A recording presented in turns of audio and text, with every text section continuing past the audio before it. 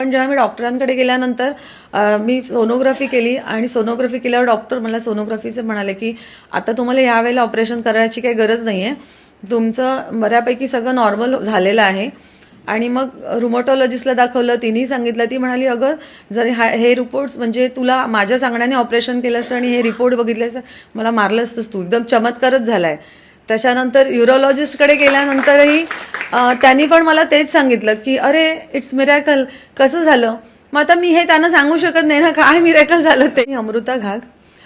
मुळात इथे असं मी कुठल्या इंटेन्शनने आलेच नव्हते की मला फिजिकल प्रॉब्लेम होते, पण ते माझं काही डोक्यात नव्हतं किंवा असं काही कुठलाही विषय नव्हता. फक्त माझ्या मुलाला इथे आणायचं, तो थोडा काम चुकार आहे, बाकी सगळं छान आहे त्याच्यात आणि खूप चांगलं त्याच्याकडे चांगलं आहे बरंच काही, पण अजून फ्लोरिश व्हावं म्हणून मला असं वाटलं की तो खूप छान संगतीत यावा. यासाठी मी संध्याताईंना सांगितलं होतं की त्याला घेऊन जा म्हणून.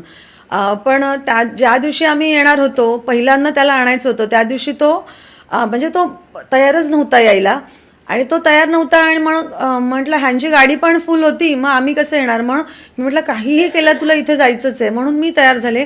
म्हटलं आपण दोघं आपली गाडी घेऊन जायचं, त्यांच्यासोबत जायचं असं ठरलं. आणि म्हणून मी माझे पैसे ॲडव्हान्समध्ये भरले, सगळं केलं आणि आता फक्त आपल्याला निघायचं आहे. आणि आम्ही कसं असतं बघा, आपले वरच्या निसर्गानं किंवा विधात्यानं आपल्यासाठी काहीतरी योजून ठेवलेलं असतं. आपण नाही म्हटलं तरी आपण तिथंपर्यंत पोहोचतोच. त्याचं हे आजचं माझं जिवंत उदाहरण. म्हणजे मी येणारच नव्हते, माझं काही असं नियोजन नव्हतंच, पण त्याला आणायचं म्हणून मी ठरवलं की ह्याला सोबत आणायचं म्हणून मी निघाले. आणि जेव्हा मी माझी गाडी काढायसाठी गेट उघडला तेव्हा संध्याताईंचा फोन आला की माझा मुलगा काही येत नाहीये, तुम्ही दोघं आमच्याकडे ॲडजस्ट व्हाल, तुम्ही निघा. आता म्हटलं आता निघालोय आपण. हे जर मला त्यांनी रात्री सांगितलं असतं तर त्यांच्या गाडीतून मी ओंकारला पाठवलं असतं आणि मी काही आले नसते आणि मी हे एवढं छान ह्याला सगळ्याला मी मोकले असते.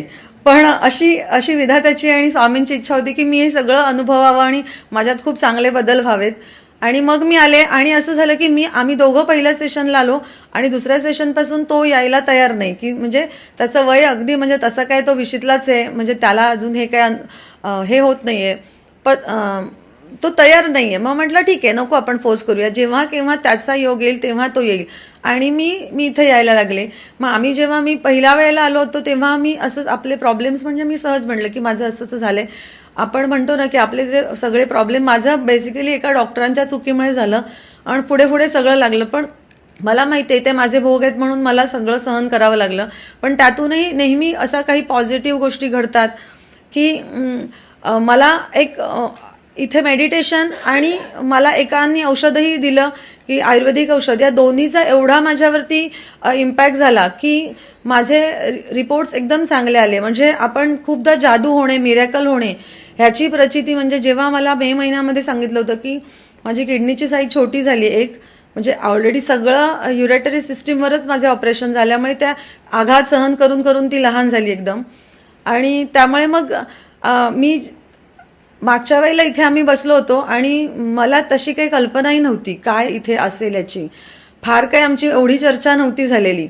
आणि मग इथे बसल्यानंतर मला जेव्हा त्यांनी आमचे प्रॉब्लेम्स आहेत म्हणून आमच्या डोक्यावर हात ठेवला आणि म्हणजे त्यांनी आपली शक्ती आमच्यासाठी वापरली, आमच्या आजारपणासाठी आम्ही तिघीजणी बसलो होतो. आणि मग पुढच्या सेशनला मला काही येता आलं नाही, म्हणजे आमचा प्रॅक्टिकल प्रॉब्लेम होता. मग पण जेव्हा मी डॉक्टरांकडे गेल्यानंतर मी सोनोग्राफी केली आणि सोनोग्राफी केल्यावर डॉक्टर मला सोनोग्राफीचे म्हणाले की आता तुम्हाला यावेळेला ऑपरेशन करायची काही गरज नाही आहे, तुमचं बऱ्यापैकी सगळं नॉर्मल झालेलं आहे. आणि मग रुमॅटॉलॉजिस्टला दाखवलं, तिनेही सांगितलं. ती म्हणाली अगं जर हे रिपोर्ट्स म्हणजे तुला माझ्या सांगण्याने ऑपरेशन केलं असतं आणि हे रिपोर्ट बघितले असतं मला मारलं असतंस तू, एकदम चमत्कारच झालाय. त्याच्यानंतर युरोलॉजिस्टकडे गेल्यानंतरही त्यांनी पण मला तेच सांगितलं की अरे इट्स मिरॅकल, कसं झालं. मग आता मी हे त्यांना सांगू शकत नाही ना काय मिरॅकल झालं ते. म्हणजे म्हणजे आपले जेव्हा भोग सरतात तेव्हाच आपण एखाद्या अशा अद्भुत शक्तीच्या पुढ्यात येतो की आणि माझी अशी काही धारणा नाहीये की म्हणजे आता मला मगाशी सर म्हणाले की कदाचित पुन्हा रिपोर्ट्स पण चेंज होतील, मग माझ्यावरचा विश्वास बदलेल का. तर काय असं नाही, मी एवढ्या आघातातनं आलेली आहे आतापर्यंत की एका छोट्याशा गोष्टीने. आणि तो एक माझ्यासाठी इन्सिडेंट आहे. म्हणजे मी चालूही शकत नव्हते, एवढी कंडिशन होती माझी. मग आता रिपोर्ट माझा इकडे तिकडे झाला तरी काही मला काही फरक पडत नाहीये, कारण का मी त्या निमित्तानं एका चांगल्या प्रवाहात आले आणि मी इथे जोडलेली राहीन, आयुष्यभर इथे जोडलेली राहीन. धन्यवाद.